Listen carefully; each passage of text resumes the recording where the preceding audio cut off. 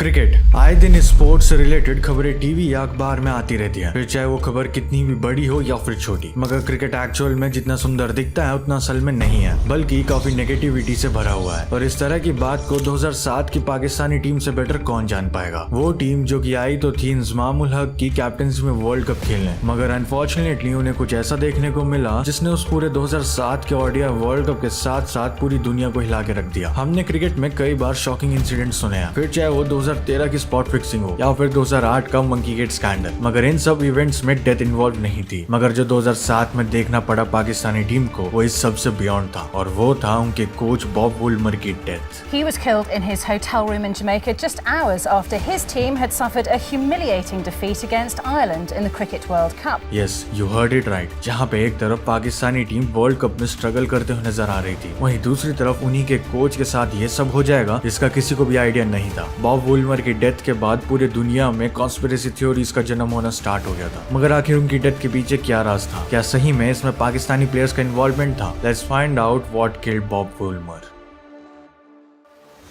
अब इस पूरे इंसिडेंट में घुसने से पहले 2007 के ओडीआई वर्ल्ड कप के पहले का सिनेरियो देखते हैं, जहां पे वर्ल्ड कप से पहले पूरा स्क्वाड स्टेबल लग रहा था। वहीं पे ठीक एक साल पहले तक शोएब अख्तर एंड मोहम्मद आसिफ के कंसर्न्स काफी बढ़ने लग रहे थे। शोएब अख्तर को नी इंजरी थी और वहीं मोहम्मद आसिफ को एल्बो इंजरी, जिसकी वजह से उन दोनों को 2007 के ओडीआई वर्ल्ड कप के बाहर बैठना पड़ा। अब पाकिस्तानी टीम का बॉलिंग लाइनअप ऑलरेडी काफी वीक बन चुका था, कंसिडरिंग कि उन पे पहले की तरह वसीम अकरम, वकार यूनिस एंड शोएब अख्तर जैसे बॉलर्स नहीं थे, और उनके recent main bowler Mohammad Asif भी इंजरी की वजह से बाहर हो चुके थे। तो फास्ट बॉलिंग कहीं ना कहीं वीक थी, लेकिन ये बात अच्छी थी कि उस वर्ल्ड कप के लिए इंजमामुल हक को कैप्टनसी थमा दी गई थी, और टीम के कोच बॉब वुलमर थे। वही बॉब वुलमर जो हमारे इस वीडियो के मेन कैरेक्टर भी है। वो वर्ल्ड कप न ही केवल पाकिस्तान के लिए मेमोरेबल होने वाला था, बल्कि उनके अब तक के बेस्ट बैट्समैन इंजमामुल हक का वो आखिरी वर्ल्ड कप भी था। तो इतने बड़े प्लेयर के आखिरी वनडे मैचेस उस वर्ल्ड कप में होने वाले थे। सभी Pakistani fans, media and even players ये चाह रहे थे कि ये वर्ल्ड कप एक ट्रिब्यूट बने फॉर इंजमामुल हक। अब सबसे पहले डिस्कस करते हैं हमारे इस वीडियो के मेन कैरेक्टर यानी कि उस पाकिस्तानी टीम के कोच बॉब वुलमर के बारे में, जो कि एक इंग्लिश प्लेयर थे। मगर शॉकिंगली उनका जन्म इंडिया के कानपुर शहर में 14 मई 1948 को हुआ था। उन्होंने इंग्लैंड के लिए फर्स्ट क्लास क्रिकेट खेल के रिटायरमेंट के बाद 1987 में अपना कोचिंग करियर भी शुरू कर दिया, जहां उन्होंने कैंट सेकंड 11 की टीम को काफी मेजर एंड माइनर ट्रॉफीज भी जितवाई, फिर चाहे वो नेट वेस्ट विन 1995 हो या फिर उस साल की काउंटी चैंपियनशिप। बॉब वुलमर ने आते ही अपने कोचिंग करियर में अचीव करना शुरू कर दिया था, एंड उसी के साथ उनका कोचिंग स्टाइल काफी यूनिक एंड अपीलिंग भी था। उन्होंने 1994 में साउथ अफ्रीकन टीम की कमाल संभाली, जिसका नतीजा हमें 1998 में साफ साफ दिखाई दिया, जब south African team inaugural ICC knockout trophy जीतने में कामयाब रही, और वही ट्रॉफी आज तक साउथ अफ्रीका की इकलौती ट्रॉफी भी है। तो इसी सक्सेस को देख के पाकिस्तानी टीम ने बॉब वुलमर को अपना कोच बनाने का डिसाइड किया, एंड 2004 में वे पाकिस्तानी टीम के हेड कोच बन जाते हैं। कोच बनने के अगले 2 साल तक बॉब वुलमर पाकिस्तानी टीम को नोटेबल विक्ट्रीज तक लीड करते हैं, जिसमें उनकी इंडिया के खिलाफ 2006 की टेस्ट सीरीज में विक्ट्री शामिल थी, जहां उन्होंने इंडियन टीम को 3 मैच की टेस्ट सीरीज में हराया था, वो भी 1-0 से।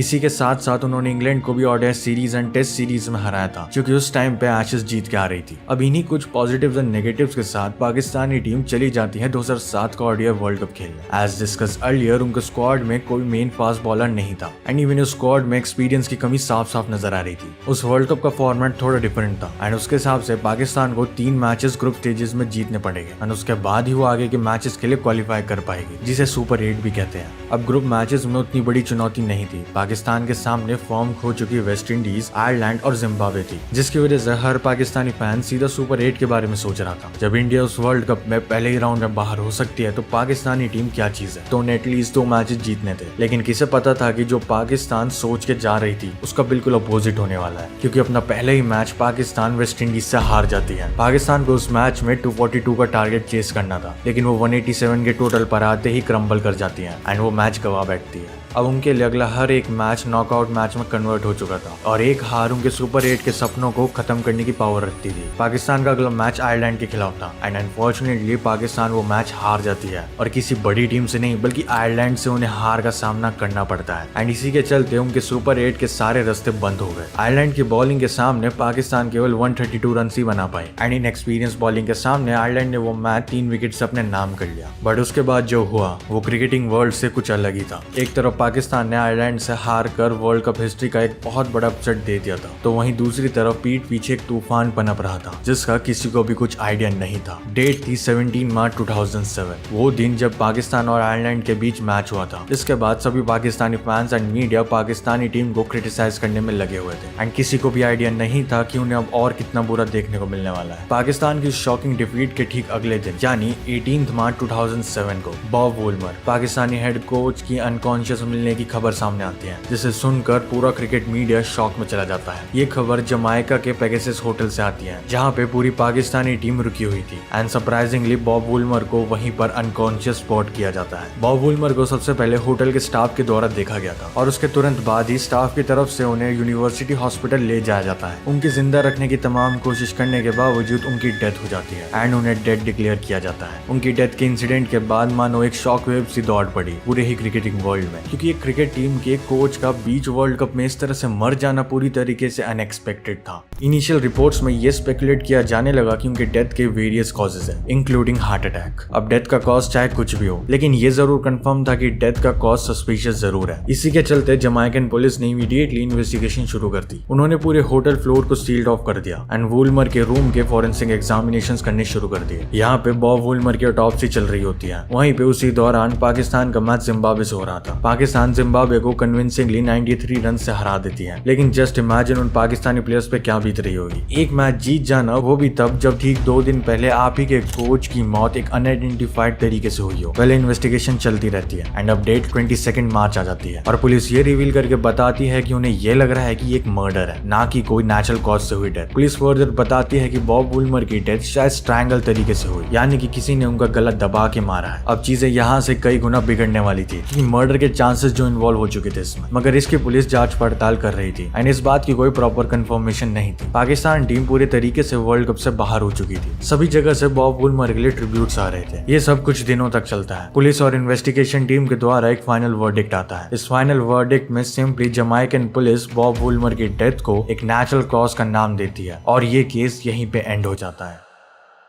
अब जो लोग ये सोचकर बैठे थे कि ये केस और आगे जाएगा एंड अपनी कॉन्स्पिरेसी थ्योरीज बना रहे थे, उन्हें इस चीज से काफी डिसअपॉइंटमेंट हुई। और डिसअपॉइंटमेंट हो भी क्यों ना, एक बीच वर्ल्ड कप में शॉकिंग हार के ठीक अगले दिन कोच की मौत हो जाना एक नॉर्मल हार्ट अटैक की निशानी तो नहीं लग रही थी। इस मौत का वर्ल्ड कप पर भी इम्पैक्ट पड़ा, क्योंकि इस इंसिडेंट की वजह से सिक्योरिटी मेजर्स बढ़ा दिए गए थे एंड इवन उस पूरे टूर्नामेंट की वाइब भी काफी नेगेटिव हो गई थी। अब इन्वेस्टिगेशन तो खत्म हो गई, लेकिन कॉन्स्पिरेसी थ्योरीज अभी भी बन रही थी, जिसमें से एक फेमस थ्योरी ये कहती है कि बॉब वुलमर का मर्डर किया गया था, क्योंकि बॉब वुलमर एक बुक लिख रहे थे करप्शन एंड मैच फिक्सिंग से रिलेटेड, जो कि आगे जाके क्रिकेट वर्ल्ड में बड़े राज खोलने वाली थी। ये थ्योरी काफी प्रोमिनेंट इसलिए है क्योंकि जब फाइनल इन्वेस्टिगेशन खत्म हुई तब ये तो कंफर्म हो गया था कि बॉब वुलमर किसी बुक पे वर्क कर रहे थे। लेकिन यहाँ पर ट्विस्ट ये है कि रिपोर्ट्स के हिसाब से वो अपने क्रिकेटिंग एक्सपीरियंस के बारे में बुक लिख रहे थे, ना कि किसी मैच फिक्सिंग से रिलेटेड। कुछ और रिपोर्ट्स ये भी बताते हैं कि बॉब वुलमर को इससे पहले डेथ थ्रेट्स तक रिसीव हुए थे एंड इवन ये भी बताया जाता है कि उनके कनेक्शन हैंस क्रोनिये से भी थे, जो कि खुद एक मैच फिक्सिंग स्कैंडल में इन्वॉल्व थे। इसके ऊपर हमने ऑलरेडी एक डेडिकेटेड वीडियो बना रखी है, तो आप आई बटन पे जाके उस वीडियो को देख सकते हो, वरना लिंक डिस्क्रिप्शन में मिल जाएगा। लेकिन इन सब चीजों के बाद अगर इस इंसिडेंट में सबसे शॉकिंग इंसिडेंट की बात करी जाए तो वो अभी आना बाकी था। बात थी 25 मार्च की रात की, जब जमाइकन पुलिस को वो क्लू मिल गया जिसने आने वाले समय में क्वेश्चंस का दरवाजा खोल दिया। 25 मार्च की रात को जब पुलिस इस केस की इन्वेस्टिगेशन कर रही थी और होटल की सीसीटीवी फुटेजेस देख रही थी, इसी बीच उन्हें एक सीसीटीवी फुटेज मिली जिसने उन्हें शॉक करके रख दिया। वो फुटेज थी 18 मार्च की होटल कॉरिडोर की, उसी रूम के बाहर के कॉरिडोर की जहां पर बॉब वुलमर की डेथ हुई थी। जमाइकन पुलिस के डेप्यूटी कमिश्नर मार्क शील्ड इस फुटेज को काफी डीपली स्टडी कर रहे थे। उन्हें इस बात की उम्मीद थी कि रूम के अंदर तो कुछ सस्पिशियस नहीं मिला, लेकिन बाहर कॉरिडोर में उन्हें कहीं ना कहीं कुछ ना कुछ राज जरूर मिल जाएगा। और वैसे ही होता है। फुटेज में हमें 2 पाकिस्तानी प्लेयर्स घूमते हुए नजर आते हैं और वो 2 प्लेयर्स कोई और नहीं बल्कि wicket keeper Kamran Akmal and assistant coach Mushtaq Ahmed थे। पुलिस ने जैसे इन दोनों प्लेयर्स को स्पॉट किया, उन्होंने उस फुटेज को काफी डिटेल से एग्जामिन करना शुरू कर दिया, इस होप में ताकि उन्हें इन प्लेयर्स की मूवमेंट और बॉब वुलमर के डेथ का कोई कनेक्शन मिल पाए। लेकिन पुलिस को ऐसा कोई भी सबूत नहीं मिल पाता है। बाद में जब कामरान अकमल एंड मुश्ताक अहमद से इस फुटेज के रिगार्डिंग क्वेश्चन किया गया तो उन्होंने काफी नॉर्मल आंसर्स दिए। जैसे कामरान अकमल बताते हैं कि वो होटल के 12th फ्लोर जहां पर बॉब वुलमर का कमरा लोकेटेड था वहां पे इसलिए गए क्योंकि वहां पर इंटरनेट अच्छा आता था एंड इसी वजह से इंटरनेट को एक्सेस करने के लिए वो उस फ्लोर पर घूम रहे थे। उस होटल की सारी इंटरनेट फैसिलिटीज उसी फ्लोर पर लोकेटेड थी, तो वो जगह एक कॉमन एरिया टाइप बन गया था पाकिस्तानी प्लेयर्स का to hang out and use internet. तो कामरान अकमल का ये बयान काफी सस्पिशियस तो नहीं लेकिन ऑब्वियस लग रहा था। लेकिन जहाँ पे मुश्ताक अहमद की बात आती है, वो बताते हैं कि एक असिस्टेंट कोच होने के नाते वे एक दूसरे प्लेयर के रूम को विजिट कर रहे थे as part of their routine for discussions and planning. And even उनका बॉब वुलमर के रूम से उस दिन कोई एज रिलेशन तक नहीं था। अब इन स्टेटमेंट से दिक्कत किसी को भी नहीं थी, लेकिन यहाँ पर एक प्रॉब्लम आती है। जो भी स्टेटमेंट इन दोनों लोगों ने दिए उसका एविडेंस किसी के पास भी नहीं था, और होगा भी कैसे, उनके रीजंस इतने ऑब्वियस थे कि काउंटर करना इम्पॉसिबल था। एंड इसके बाद पुलिस का उनके ऊपर से शक हट जाता है। जितना ज्यादा कॉन्स्पिरेसी थ्योरीज बनती जा रही थी, उतना ज्यादा उनकी डेथ मिस्टीरियस बनती जा रही थी, जो कि उस टाइम की न्यूज हेडलाइन साफ साफ बयां कर रही थी। 2007 का वो वर्ल्ड कप खत्म होता है एंड ऑस्ट्रेलिया उसे कन्विंसिंगली जीत भी जाती है। लेकिन उस वर्ल्ड कप में बाकी वर्ल्ड कप जैसी वाइब नहीं बची थी, और वो सब हुआ था बॉब वुलमर की डेथ की वजह से, जिसे ऑफिशियली तो नेचुरल कॉज की वजह से बताया जाता है, लेकिन उनके फैंस एंड बाकी क्रिकेट फैंस उसे एक मर्डर मिस्ट्री की तरह ही मानते हैं। एंड जितना इम्पैक्ट लोगों ने सोचा था कि ये डेथ डालेगी, उससे कई ज्यादा इम्पैक्ट डाल के चली जाती है। एंड इवन आज भी बॉब वुलमर की डेथ क्रिकेट हिस्ट्री में सबसे रहस्यमयी और चर्चित घटनाओं में से एक है। उस इंसिडेंट के बाद से बॉब वुलमर की कोचिंग स्टाइल एंड लेगेसी को कंटिन्यू रखा गया। बॉब वुलमर की डेथ ने ना ही केवल कोचेस की इंपॉर्टेंस बढ़ा दी क्रिकेटिंग वर्ल्ड में, लेकिन ये भी बता दिया कि जितना pressure players on the field ले रहे होते हैं किसी भी मैच का, उसी सेम इंटेंसिटी का प्रेशर कोचेस को भी हैंडल करना पड़ता है of field. Well that's it for the video. अगर वेस्ट इंडीज टीम के डाउनफॉल के बारे में वीडियो देखना है तो इस वीडियो पर क्लिक करो। अगर शिखर धवन के बारे में वीडियो देखना है तो इस वीडियो पर क्लिक करो। Thanks for watching.